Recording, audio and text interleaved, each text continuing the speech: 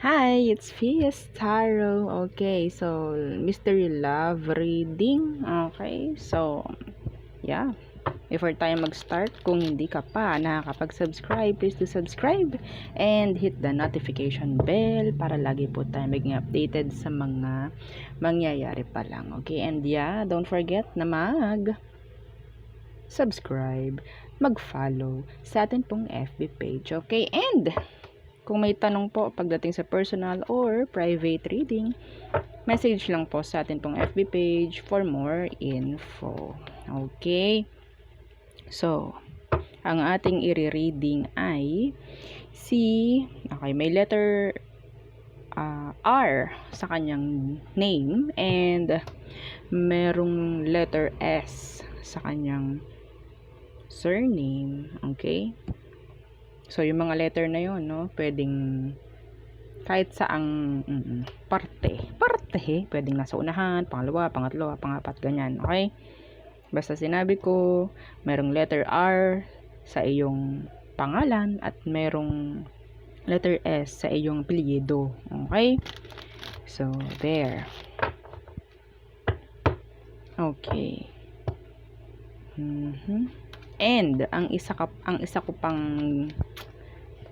sign na ikaw ito, clue na ikaw ito, nag-heart ako sa comment mo kanina.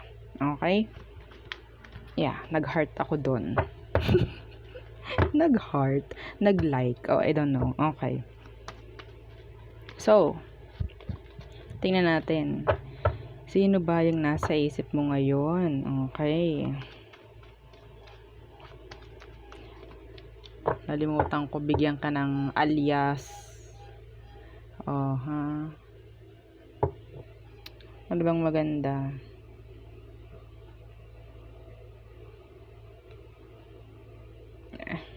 Wait lang. Okay, wait lang. Okay. Wala akong maisip. Ano na lang, Mamsi. Oo, Mamsi. Tapos yung person mo si Papsi, ha? Okay. Para partner. Okay, so Mamsi. Sino ba yan? Ano bang meron sa kanya? Ano bang meron kay Papsi? Tingnan natin. Okay, ano bang situation meron? The Knight of Swords, Universe. So, there's no talking. Oo. Yeah. Hinihintay mo nga, 'di ba? Itong person na to na mag-reach out, na bumalik, 'di ba? Yes. Okay. What's with the Knight of Swords, Universe? The Three of Pentacles. So, pwedeng kasi, regarding situation nyo is parang hindi magkaroon ng, walang cooperation dito. Okay? Parang gumuho. Walang nangyayaring leveling up, ganyan. Walang building up na nangyayari. Okay? Some of you. Bakit some of you? Nasanay, pasensya na. Pasensya na rin sa ingay ng paligid. Ang nakikita ko rin dito is pwedeng may third party dito. Sana wala. Okay, tingnan natin. Ano emosyon niya pagdating sa'yo? Mamsi. Ano emosyon ni Papsi pagdating sa'yo? The Wheel of Fortune in reverse. So, there's unfinished business. Okay? The Three of Swords. So, yeah, meron ditong third party. Iniwan ka niya, no? Para sa third party. Okay. So, palawakin natin ang third party, ha? Ayoko mag-focus sa isang tao. Okay? Kung ano man ang nakaka-distract, nakakasira sa relationship nyo, yun yung isang dahilan kung bakit to umalis. Okay? Unfinished business still. Okay? Yeah. Ano emotion mo for him? The Page of Pentacles in reverse. You're not reaching out. Yeah. Okay. The Queen of Wands. Meron pa ring attraction. Pasensya na sa ingay. Grabe. Okay. Meron ka pa ring attraction pagdating sa kanya. Yes. Kahit hindi mo siya kinakausap, no? Gusto mo pa rin. Nine of Chalices. Okay. Tingnan natin. Anong next action niya pagdating sa'yo?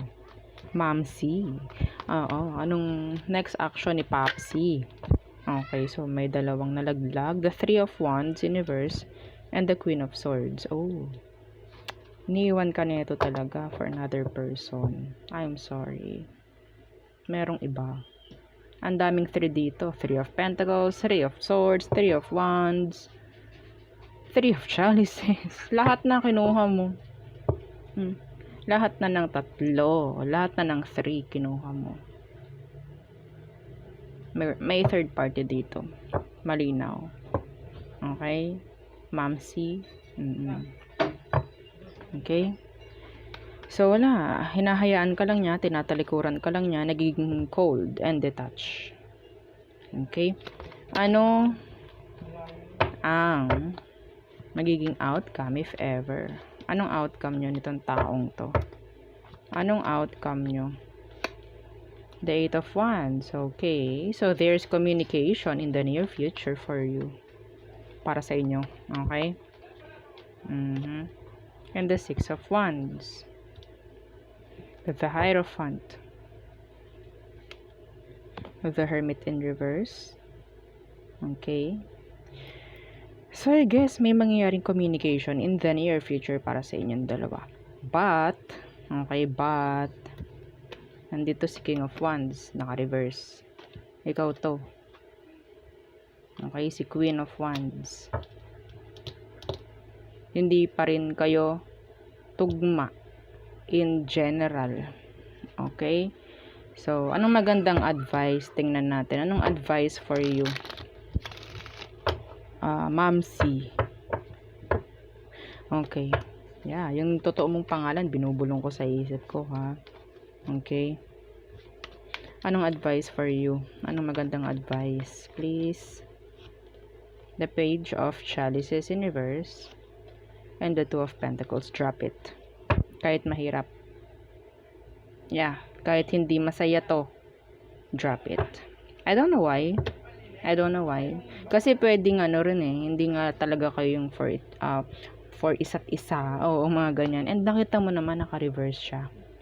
Si King of Wands kapag naka-reverse, napaka-manipulator nan. Manggagamit yan. Babaero yun. Gusto mo ba nun? Uulitin mo lang. Yung sakit na dinanas mo noon hanggang ngayon. Ita times 2 mo, ita times 3 mo, times 4, times 5. Kung kaya mo, drop it. Okay? Yeah. Hindi mo kailangan mag-beg dito, ha? Hindi mo rin kailangan hingiin kay universe ang pagbabalik niya. Kasi gusto mo bumalik to eh.